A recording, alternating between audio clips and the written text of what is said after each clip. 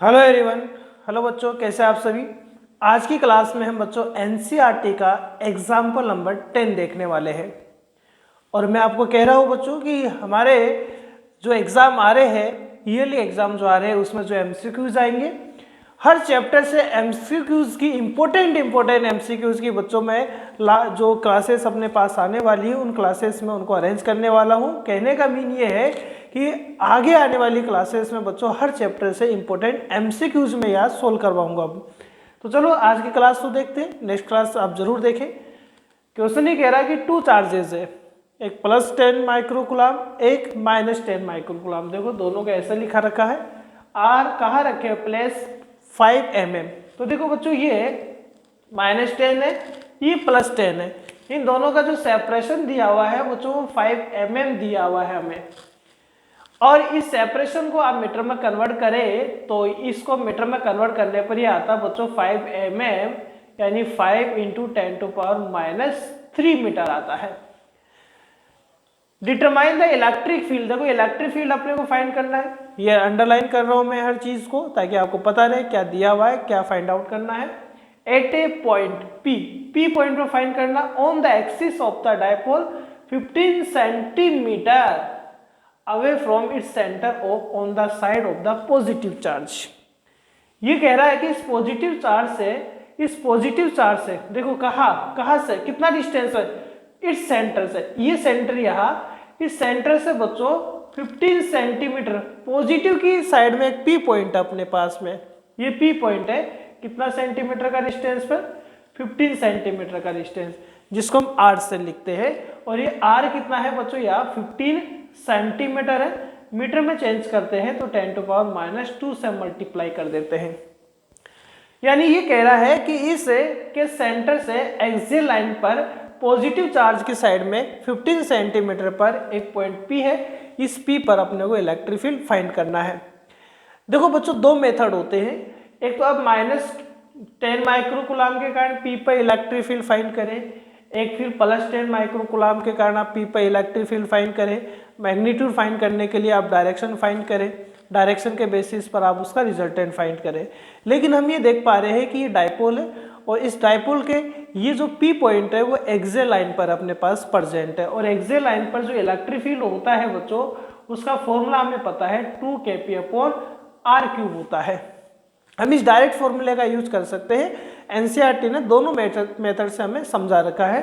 तो ये देखो 2kp, पी का मतलब होता है डायपोल मोमेंट, डायपोल मोमेंट होता है मैग्नीट्यूड ऑफ चार्ज और दोनों चार्जेस का सेपरेशन, ठीक है। और ये r³ अपने पास हो चुका, तो इलेक्ट्रिक फील्ड बच्चों यहाँ से कितना आएगा 2k, k का वैल्यू कितना है 9 × 10⁻9 है। क्यों, मैग्नीट्यूड ऑफ चार्ज कितना बच्चों 10 माइक्रो है, तो माइक्रो को कुलाम में चेंज किया 10⁻6 आ गया।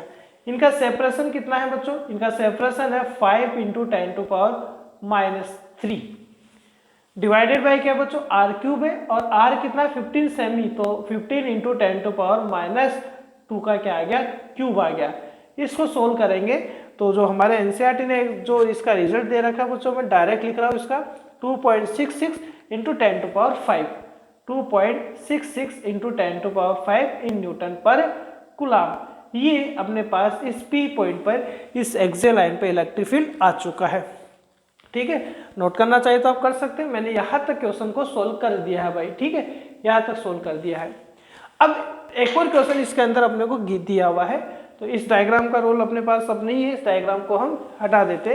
अगला क्वेश्चन जो है इसी में बी वाला पोर्शन, बी सेक्शन आप पढ़े क्या कह रहा है आपसे। बी सेक्शन अपने पास ये कह रहा है कि बच्चों ए पॉइंट क्यू और है, ये देखो बच्चों क्यू पॉइंट है 15 centimetre away from O on A line passing through O and normal to the axis. देखो बच्चों ये अपने पास में क्या होता है, एक्सिस होता है, और इस एक्सिस का सेंटर से एक नॉर्मल अपने पास जा रहा है। इस नॉर्मल पर एक पॉइंट क्या है, क्यू है, और इस मिड पॉइंट से कितना सेंटीमीटर का डिस्टेंस पर है, वही 15 सेंटीमीटर का डिस्टेंस पर है। तो इस पर भी आपको क्या करना है, इलेक्ट्रिक फील्ड फाइंड करना है। वैसे तो देखो डायरेक्ट आप कर सकते हैं, एक रिलेशन हमें पता होना चाहिए। रिलेशन ही होता है इलेक्ट्रिक फील्ड का बच्चों एक्सिस और इक्वेटोरियल जो अपने पास लाइन होती है उन पर जो इलेक्ट्रिक फील्ड होता है वो 2:1 होता है। क्योंकि बच्चों ये डिस्टेंस भी 15 सेंटीमीटर है, वही डायपोल अपने पास है और इक्वेटोरियल लाइन पर है। यदि हम जस्ट जो हमने यहाँ एक्सिस पे इलेक्ट्रिक फील्ड पढ़ा था अभी, कितना पढ़ा था बच्चों, 2.66 इंटू 10⁴ न्यूटन पर कूलम। यदि आप इसका जस्ट हाफ कर देते हैं तो अपने पास कौन से पॉइंट पे इलेक्ट्रिक फील्ड आ जाएगा, इक्वेटोरियल पॉइंट पे इलेक्ट्रिक फील्ड आ जाएगा। लेकिन मान लो आपको इलेक्ट्रिक फील्ड जो है फॉर्मूले से फाइंड आउट करना पड़े, तो हम फॉर्मूला एक्सियल लाइन का तो हमें पता है, और इक्वेटोरियल का जस्ट हाफ यदि करते हैं तो क्या आ जाएगा, Kp/r³ यानी Kp यानी चार्ज और चार्जेस के मिड का सेपरेशन, और ये r³ आ गया। इस फॉर्मूला में यदि आप पुट करते हैं वैल्यू, तो K का वैल्यू बच्चों 9 इंटू 10⁹ होता है, या 10 माइक्रो है तो -6 हो गया। सेपरेशन 5, सेपरेशन देखो इनका कितना बता रखा था, वही 5 mm बता रखा था। सो ये लिखा जा सकता है बच्चों, यहाँ लिख रहा हूँ 5 इंटू 10⁻³ r डिस्टेंस कहाँ से, सेंटर से ये डिस्टेंस r होता है बच्चों, जो ये 15 इंटू 10⁻² का क्यूब आ गया। इसको सोल्व करने पर अपने पास कितना आंसर आएगा, एनसीईआरटी कितना दे रखा है बच्चों, इसका आंसर 1 मिनट बताते हैं आपको। तो जस्ट उसका हाफ हो जाएगा, 2.66 का हाफ 1.33 हो जाएगा, ठीक है। तो ये अब 1.33 इंटू 10⁴ था, 5 था भाई, ठीक है 5 था ये, इंटू 10⁵ न्यूटन पर कूलम।